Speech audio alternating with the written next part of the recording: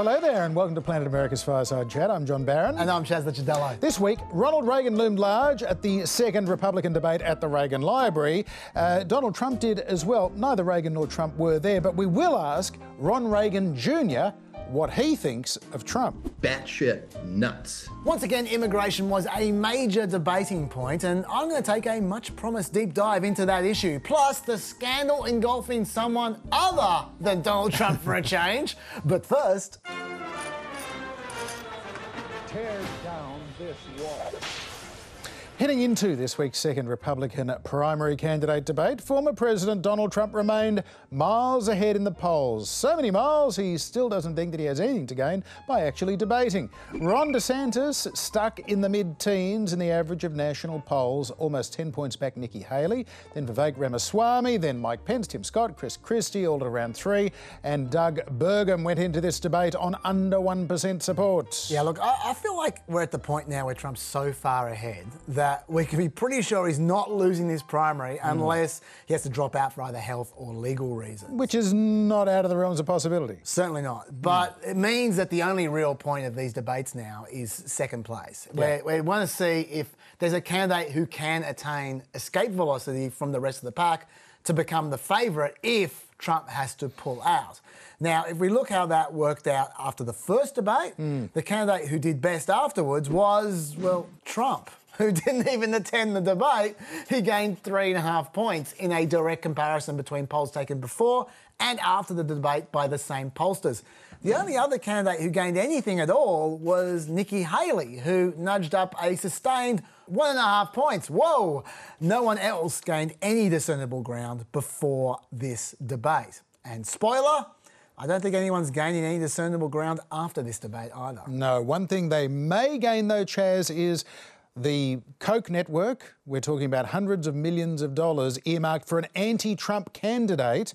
They're reportedly going to be deciding in the next month who they're going to put that money behind. So that is one glittering prize that is out there. But look, there was nothing in this debate this week that looked like a game changer to me either. This was a scrappy, scratchy debate. It started very awkwardly with one of the moderators, Stuart Varney from Fox Business, flubbing his lines rather badly. And Ilya Calderon, Univision. Good evening. Thank you, Stuart. Thank you, Stuart. Yeah, thank you. It's funny. Didn't flub her name, flub the name of the network, Univision, that he's from. But look, it didn't get much better from there. Lots of the candidates were talking over each other so that we, the viewers, could not hear any of them. Doug Burgum was up the far left-hand side trying to interrupt. Vivek Ramaswamy was sitting in the middle trying not to interrupt. And quite a few niggles between these candidates were on show, Chaz. Yeah, look, a few candidates seemed to me to take the lesson from the last debate. The Chris Christie and Nikki Haley's attacks went down really well. So there was lots of contrived fighting this time, and no one was more up for it than Nikki Haley herself. Now, sure, she had some cut-through moments of abuse, no doubt about that, like this one here when Ramaswamy was asked to defend his use of Chinese Trojan app into TikTok. So while the Democrats are running rampant, reaching the next generation 3-1, there's exactly one person in the Republican Party which talks a big game about reaching young people, and that's me. This is infuriating because TikTok is one of the most dangerous social media apps that we could have. And what you've got, I honestly, every time I hear you, I feel a little bit dumber for what you say because I can't believe. Fine, but this time I felt like Nikki Haley came off as more antagonistic and performative than she did the last debate when I thought she came off as more authentic and passionate. That you might disagree. With many of the candidates also in attack mode as well. When she's attacking, they're attacking. Her argy-bargy often just descended into incoherent chaos. Secondly, on the curtains, do your homework, Tim, because Obama bought those curtains. Did you send them back? It's in the press. Did you send them back? It's the State Department. Did you send them back? Did you send them back? You're the one that works in Congress. Oh my gosh. You get it You done. hung them on your curtains. They were there before I even showed up at the residence. You are scrapping. You are scrapping. I'm not Excuse me. You know Here's a fact. Here's a fact, though. I cut taxes. I loaded up our You wanted a gas tax increase, and then... See, that's not helping anyone. Yeah, and I suspect we will see a course correction from Nikki Haley. in the next debate in 6 weeks from now, because those kind of one-on-one fights where she was shouting, she didn't come across nearly as well as she did in the first debate when she was calm and in control of policy. The others were squabbling with each other and she would come in. She was still in control of policy. She had some very impressive answers in this debate as well. I think she did better, on this occasion than you thought she did. But remember as well, Nikki Haley was the one who appointed Tim Scott to the Senate when she was governor of South Carolina. So these two are both counting on a strong showing in the state of South Carolina, which is the third primary state to vote in February next year. So they're basically in each other's way. They're in the same lane in this, and there is no love lost between these two. Meanwhile, Chris Christie, speaking of niggles, he continues to be on his one-man self-destruct mission to try and bring down his former friend Donald Trump, who, of course, fair enough, Trump nearly killed Chris Christie by knowingly giving him COVID at debate prep in 2020. And Chris Christie, well, you could see he'd been working on this. He had a new nickname for Donald Trump. Donald Trump should be here to answer for that, but he's not. And I want to look at that camera right now and tell you, Donald, I know you're watching. You can't help yourself. I know you're watching, okay? And you're not here tonight. Not because of polls and not because of your indictments. You're not here tonight because you're afraid of being on the stage and defending your record. You're ducking these things. And let me tell you what's going to happen. You keep doing that, no one up here is going to call you Donald Trump anymore. We're going to call you Donald Duck. All right.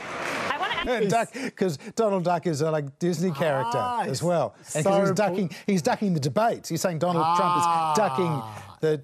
No, you didn't now like I get it. No, it was very, very complicated. You can see how pleased he was with himself. Oh, so pleased. A little smirk. Look, it got a lot of media play, mission accomplished in that respect. Sure, it became a hashtag. Yeah, look, and Christie taunting Trump directly down the barrel of the camera, that's always fun. There's no doubt about that. But that's all of no consequence. Polls of Republican voters after this debate finished shows just why Chris Christie is on hiding to nothing. He was voted as the biggest loser. 24%, the highest of anyone, said he lost this debate. Now, I think objectively, that is just not true, but it tells you what people think of these candidates. Similarly, they said Ron DeSantis won.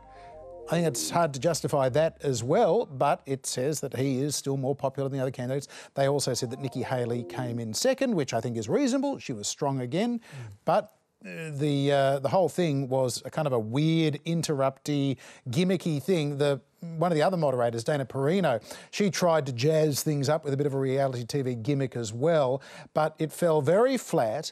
Although it did give Ron DeSantis a bit of a moment to try and look like he is the grown-up in the room, that he's a leader. Which one of you on stage tonight should be voted off the island?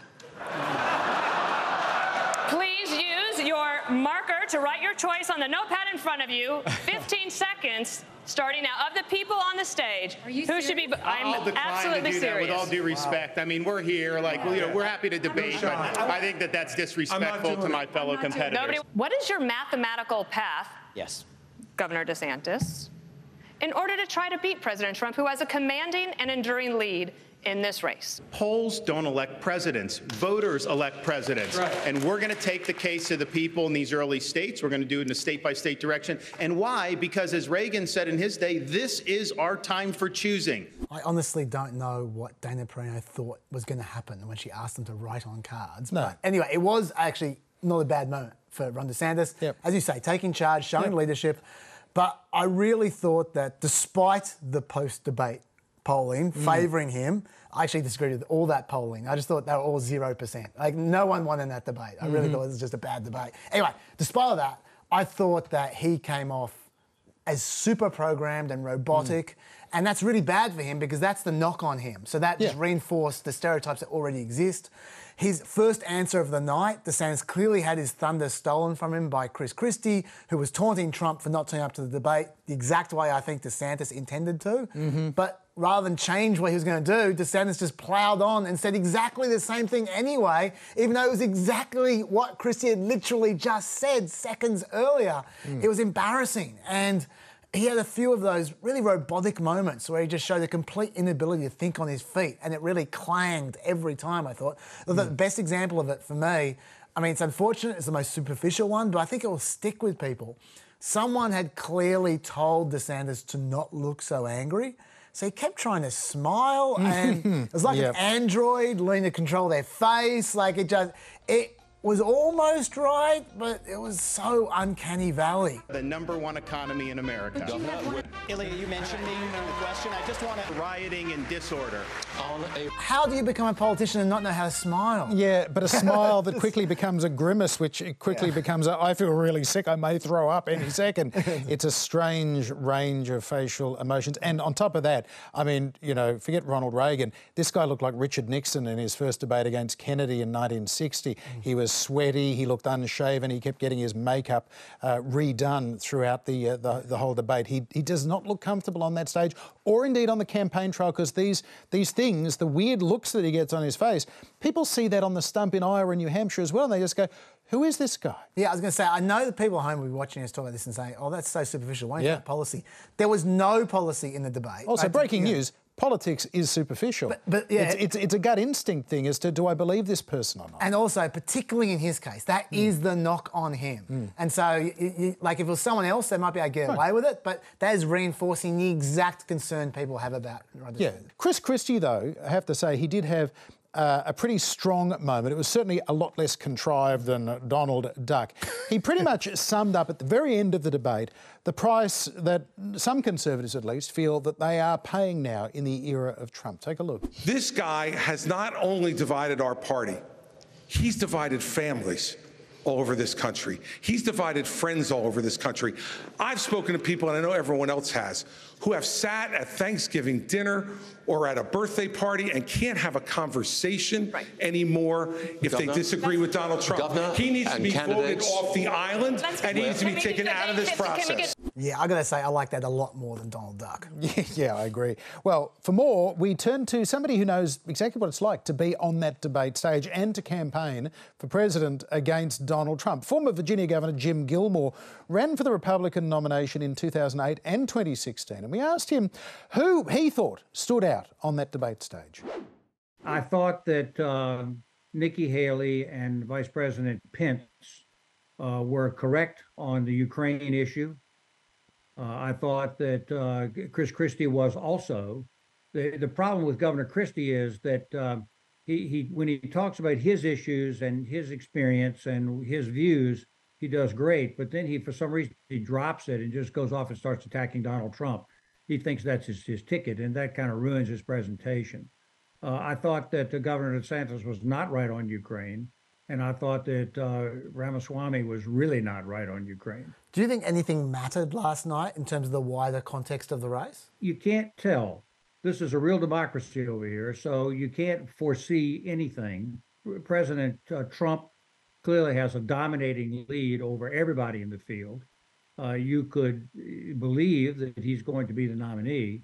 But the way that we run this is we have a caucus in the state of Iowa, and then we have a primary in the state of New Hampshire, and then we have a primary in the state of South Carolina. And at that point, things begin to clarify a great deal. So the answer to your question is it's too soon to write off this thing. This is an opportunity for the candidates to get out there and display themselves in front of the people of the United States and indeed the people of the world. How great is the pressure on some of those longer shot candidates to drop out of this race before the primaries? And in your view, should they? No, I don't think anybody needs to drop out. I don't even think that Governor Burgum should drop out, or Governor Hutchinson either. They have a right to put their ideas out there and see if they catch fire or whether people are interested in them. But this is big politics in the United States with 325 million people and 50 states and a very broad range. It takes a lot of money to run for president of the United States. And the donors have to believe that the candidates have a chance, or they won't put the money up. So at some point, if there's no finance and there's no exposure and no poll following, regardless of how they feel about the issues, it's pointless to continue. And I think that sometimes people figure that out. I'm wondering, Governor, are you aware of any contingency planning? If by the time of the convention next year, Donald Trump may have the delegates to be the nominee, but he may be either legally disqualified by one of these court cases, or something could come out in evidence in these court cases that should disqualify him, what do you do then as a party? I believe that it's very much too soon to disqualify President Trump. If he is the nominee, he's the nominee. and I think he'll run. Now, to your point, if he becomes disqualified legally, that would require a somewhat exotic interpretation of the 14th Amendment of the Constitution, one that I think is probably not likely. But if all went haywire and he was removed from the race, from the ballots, then yeah, I think that the people that we saw last night are going to be competing for the nomination, and then it'll be a whole new game. Right now, the dominant lead of President Trump, I think, is tamping the other candidates down a bit. It'll be a new day if he's not in the race.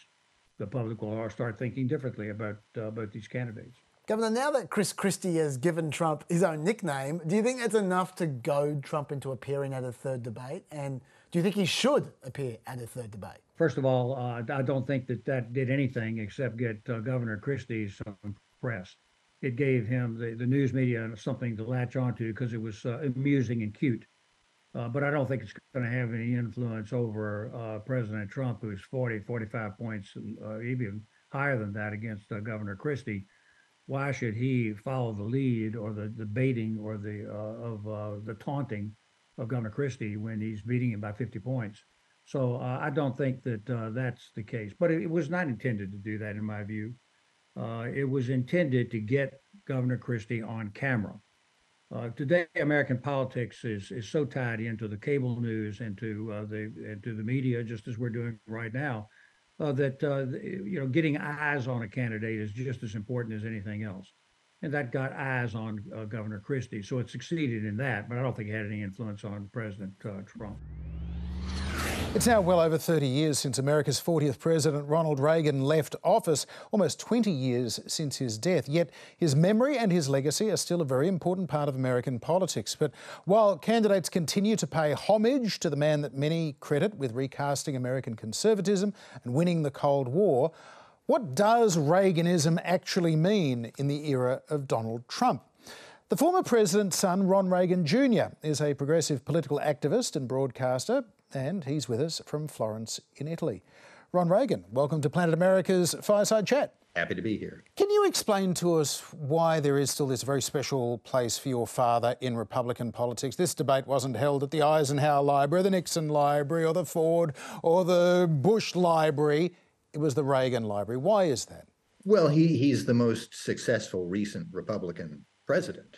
Two victories. He was reelected, and he became a sort of cultural icon in a way. He's the best thing they've got, basically, for the last since I don't know when, maybe the last century. So of course they're going to reference him and not let's say Richard Nixon. On that debate stage, Ron, we did see some candidates like Mike Pence trying to identify themselves with your father. Others, though, definitely more sort of trying to tap into Donald Trump's kind of personality and policies. Would you say there are particular differences between Reaganism and Trumpism? Yeah, there really is no such thing as Trumpism. You can say Reaganism, it involves certain policies regarding defense and the economy and things like that, certain policy prescriptions that he would have had. Donald Trump is running for president to stay out of prison. This is an entirely different game we're playing here. And the mistake too many in the media, and particularly in the United States, make is to treat this as if it's an ordinary campaign with an eccentric Republican candidate here. This is a man with 91 indictments against him. This is a man who just threatened to execute his former chairman of the Joint Chiefs of Staff for giving an interview in which he said some unflattering things about Donald Trump. This is a man who has been convicted by a jury of sexually assaulting a woman. This man has nothing to do with the Republican Party of my father's day or my father. The sad thing is that too many people in today's Republican Party condone and enable this kind of behavior, defend this kind of behavior. It is a danger to our republic. And if our republic and the world's oldest ongoing democracy should fall, this is a problem for the rest of the world. as you say, Donald Trump says and does some extreme things. But if we take one of the things you mentioned there, the Mark Milley post about Mark Milley being treasonous, when that happened, the reaction was very ho-hum. People took in their stride because we've seen this kind of thing so many times before. When it happens over and over again, how can we not become habituated to it? Well, that's a very good question, Chaz, and this is part of the problem in the media, particularly in the United States. You've got this fire hose of crazy that comes from Donald Trump constantly, so you can't really keep up with the crazy. As soon as you deal with one, executing Milley for treason, something else. Let's take Comcast off the air because I don't like what MSNBC says about me, comes down the pike. I think probably the best way to do this is to not run around with our hair on fire, frantic and warning everybody how dangerous this is, although it is to simply point out over and over again, all the time, this is what this man is saying, and this is what he will do if he can get away with it. You elect him again, this guy is going to use the Justice Department to go after his political enemies. What he accuses Biden of doing, which of course is ridiculous, but he'll do it. He will do it. And Ron Reagan, do you think that people will still be talking about Donald Trump in 40 years from now in the way that they are talking about your father still 40 years after his last election? Well, that very much depends on whether he gets elected again, of course. If he is elected again, the damage he will do to our nation will be such that, yes, that will become an enduring legacy. Already we've seen this corrosive effect in our country on political dialogue that is not solely his responsibility, but he certainly, was an accelerant to this sort of thing. So no, the legacy will not be a political legacy as such. It will be more a disaster that happened and we all remember it. I wonder, Ron, do you think that either Joe Biden or, for that matter, Donald Trump can take any lessons from the way that your father, who was at that time the oldest ever president to run for re-election, dealt with the issue of his age? Is President Biden too old to be president of the United States? Well, yes. In a way, he is. This is a very, very difficult job, and it wears on everybody. Young, relatively young men. We've only had men, of course, ascend to the office, and pretty soon their hair starts turning gray. There's the pressure is enormous. But what we're really talking about here is less physical health. Biden seems to be relatively healthy, if a little bit frail. It's states of mind. It's mental states. There is no evidence that Joe Biden, while he may, everybody slows down a little bit when they age, is losing his mind, is suffering from dementia or anything like that. Donald Trump's state of mind, on the other hand, is obvious to everybody who pays attention. This is not a well man. I don't know that he's a psychopath. He's obviously a sociopath. And he says things all the time that are just blatantly untrue and frankly crazy. So if you want to worry about the state of mind of Biden or Trump or any other candidate, focus on the fact that Donald Trump is nuts. Full on, batshit nuts.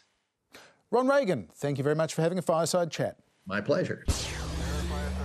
The week began, though, with an eye-catching opinion poll from the Washington Post and ABC News. President Trump leading President Biden by 10 points as Mr. Biden's polling remains underwater on issues like the economy and the border crisis, along with concerns about his age.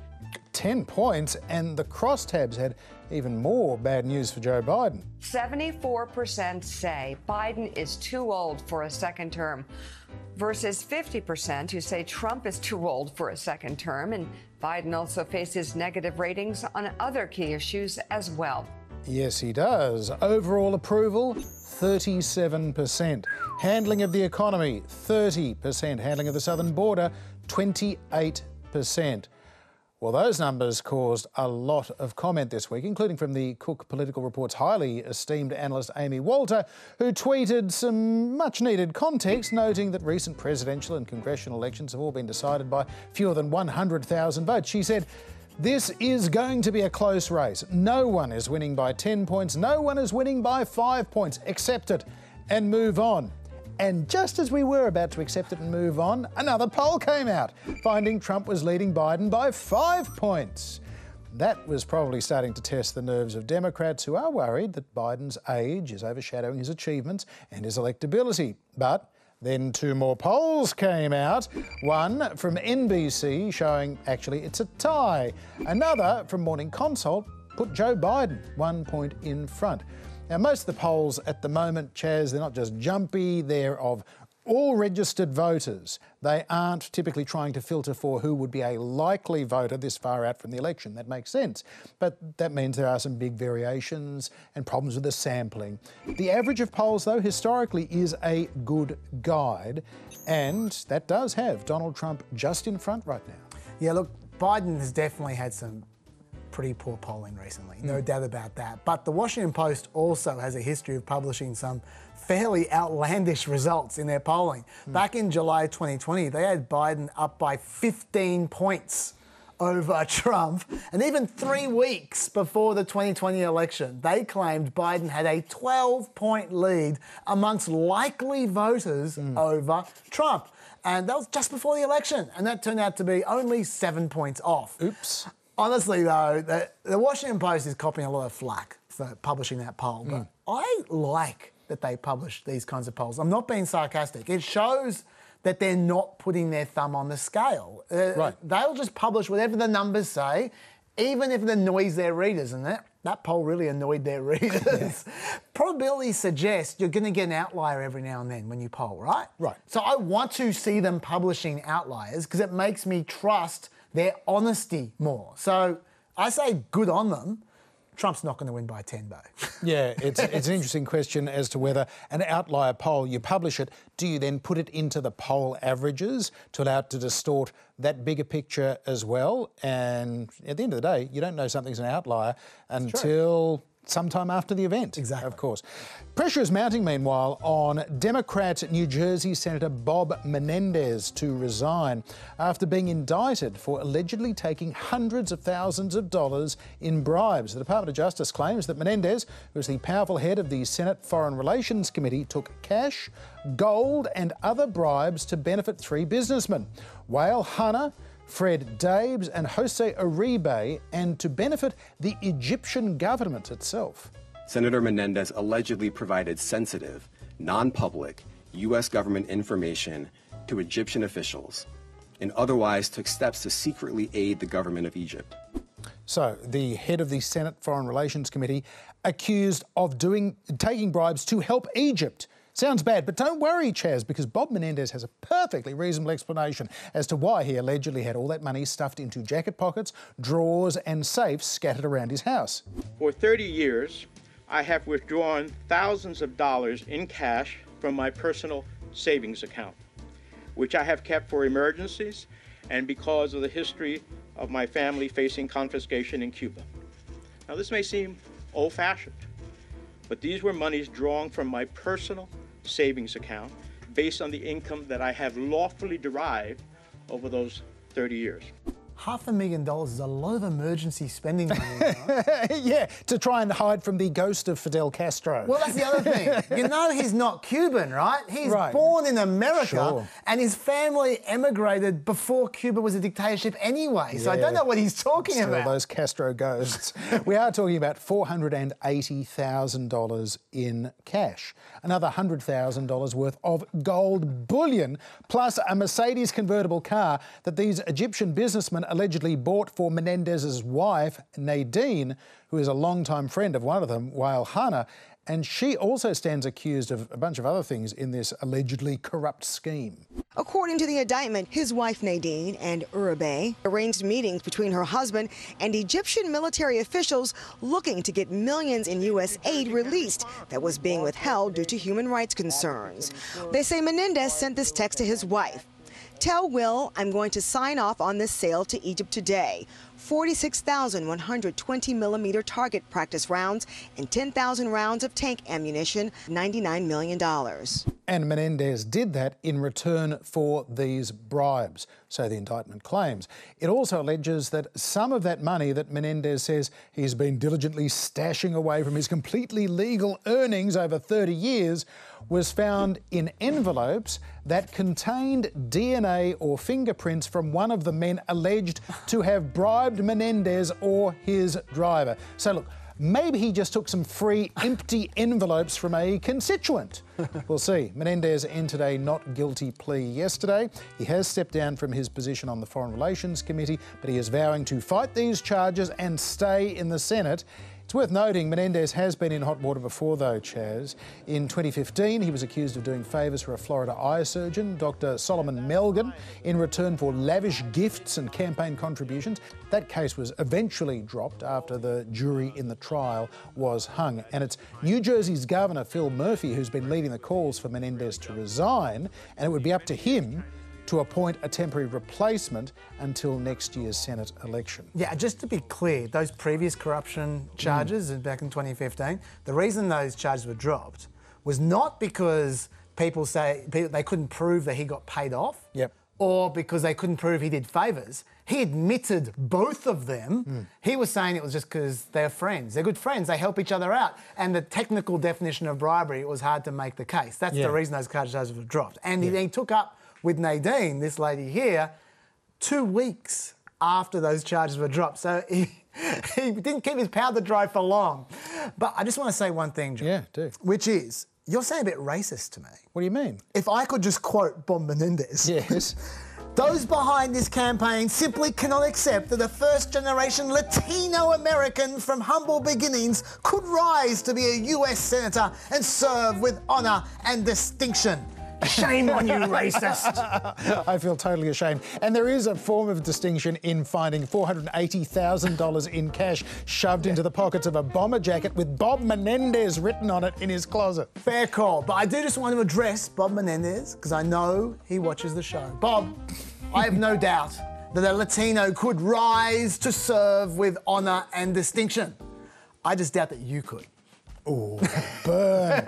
Former President Donald Trump has suffered another legal setback this week. In a ruling ahead of next week's trial, a New York judge, Arthur Engoron, found that Donald Trump and his company were liable for fraud, for inflating his net worth in order to deceive banks and insurers, and that the former president and his co-defendants overvalued their assets by between $812 million and $2.2 billion. And Trump didn't just inflate the value of properties, including Mar-a-Lago, by tenfold. He even exaggerated the size as well as the value of his private apartment in Trump Tower. Now, this ruling means already Trump and his sons, Eric and Don Jr. and a bunch of other associates, are now banned from doing business in New York. They may even have to sell Trump Tower, subject to a possible successful appeal. The civil trial does get underway next week. It'll determine damages, and, well, we'll see how far this is going to go then. In America, any non-citizen who is physically present in the United States, whether or not they arrive through a legitimate entry point, regardless of their status, is legally entitled to apply for asylum. That is the law. Remember it, it's going to be relevant soon. But there are only a few threats that you're legally allowed to claim asylum from. To be granted asylum, you have to fear persecution because of your nationality, race, religion, political views, or your membership in a particular social group. Being super poor does not count. That's why it's so hard to qualify for asylum. The qualification rate's been about 20% for a decade, but these days, it's under 15%. Having said that, they can't legally get rid of you until they've judged you. And there are quite a few people waiting to be judged. There are over 2.1 million cases currently waiting to be heard by American immigration courts. And only 600 judges are there to hear all those cases. So the average wait time before you get to court is 4.3 years. That's the average wait time. Some places like Chicago and Florida have people waiting till 2032 or even 2035 for their day in court. Till then, they can stay So you can see why so many people take their chances. You can also see why, if people think they're going to lose their court cases, they might just disappear at the end. That other line you see there includes abandoned cases and is climbing fast. So that's the context for all this. But why are so many people coming now in particular? Just in August alone, there were 232,000 interceptions on the southern border. And in September, it's been even worse, with record rates of over 10,000 migrants crossing the border per day. Last year, we already saw a record set for southern border interceptions, and with 1 month to go in the current fiscal year, that record's about to be broken. In particular, 91,000 migrants crossed the border last month in family groups. That was a big record, possibly because illegal immigrants know if they bring kids with them, the Biden administration has ended family detention. So that would guarantee they'd be released free into the United States till their hearing in possibly 12 years' time. Oh, and by the way, let's not forget the 590,000 migrants who snuck across the border this fiscal year without getting caught. So why are they all coming? Is it because Biden has open borders? No. It's more complicated than that. Trump got a hold of illegal immigration in two major ways. The most effective policy from the Trump administration's point of view was the Remain in Mexico program, where they returned asylum seekers to Mexico to wait until their asylum status was decided. But Mexico hated that program, and they've since rejected any effort to bring Remain in Mexico back. So that's no longer even an option. And Trump's other powerful tool was an emergency measure called Title 42, where you can legally suspend asylum processing if you're trying to protect America from a legitimate pandemic, like, say, COVID. But the pandemic's over. That strategy isn't legal anymore. So despite what they said in the Republican debate, those aren't options.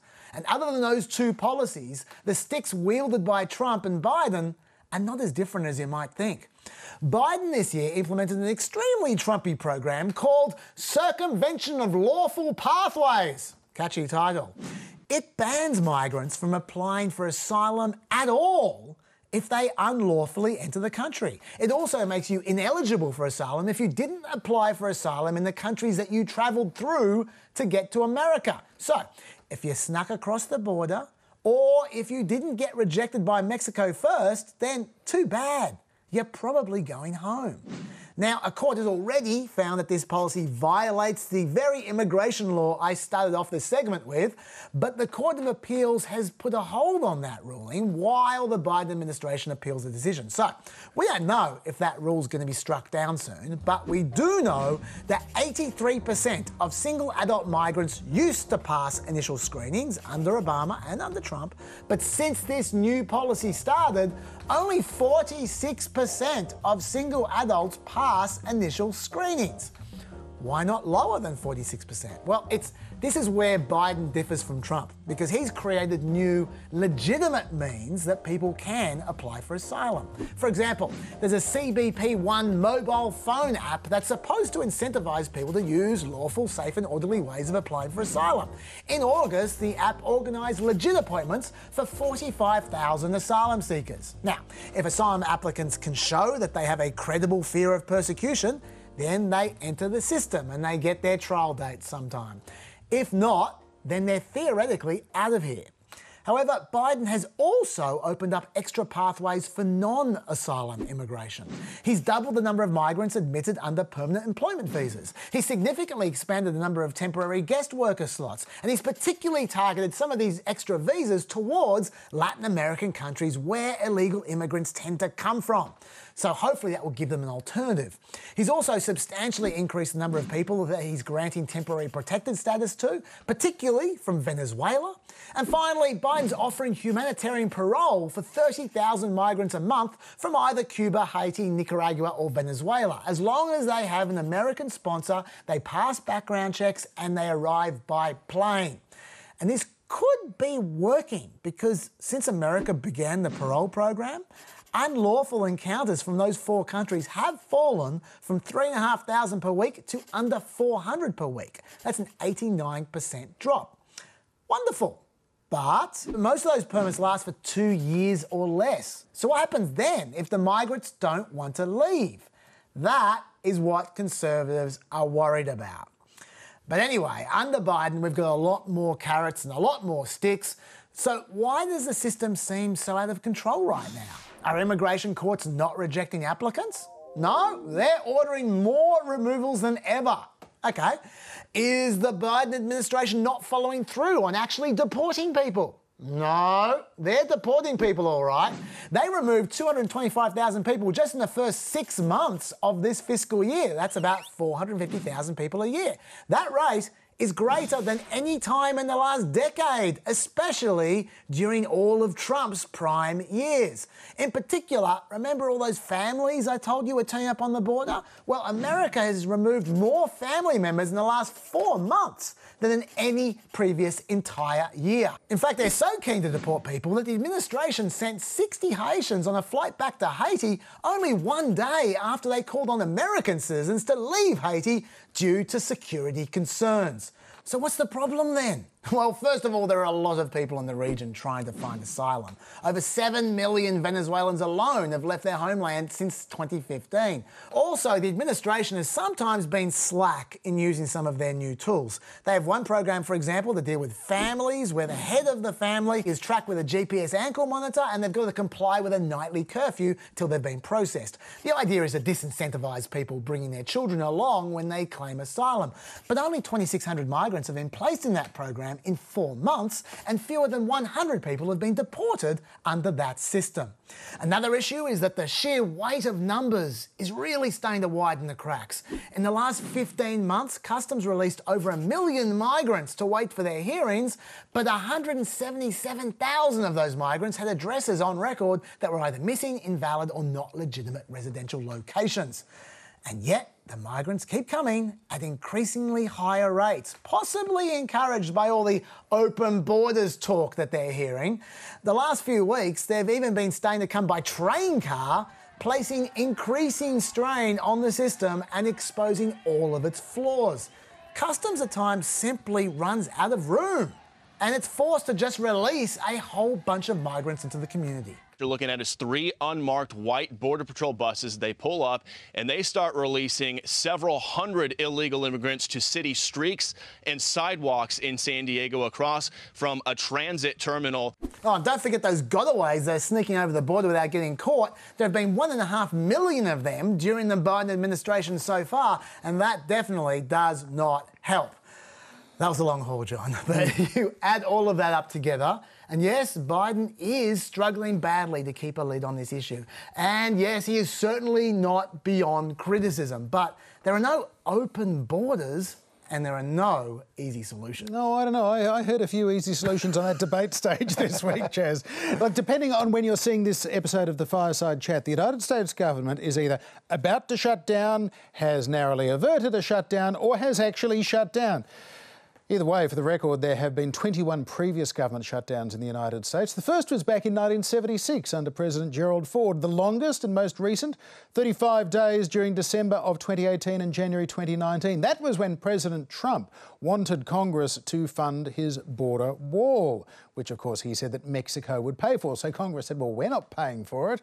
Interestingly as well, Chaz, this shutdown could also trigger a challenge to Republican Speaker Kevin McCarthy's position, despite his attempts to placate the Trumpier Republicans by launching that impeachment inquiry, which began its hearings last night. So there is so much going on, Chaz, it only makes sense that we don't have a show for you next week. We are shutting down for 7 days, a short production break. But the good news is we'll be back on Friday, October 13th. And the even better news is we'll be starting a second weekly edition on Wednesday nights. Planet America starts Wednesday, October 25. So mark that in your diary. I will be there. In the meantime, you can find past episodes on Facebook, YouTube and ABC iView. And the PEP podcast never rests. Never does. We're going to have 2 podcasts next week. Good God. You can find them both right there. But to take us out, the Secretary of State, Antony Blinken, is a whole lot cooler than a Secretary of State is meant to be. So enjoy.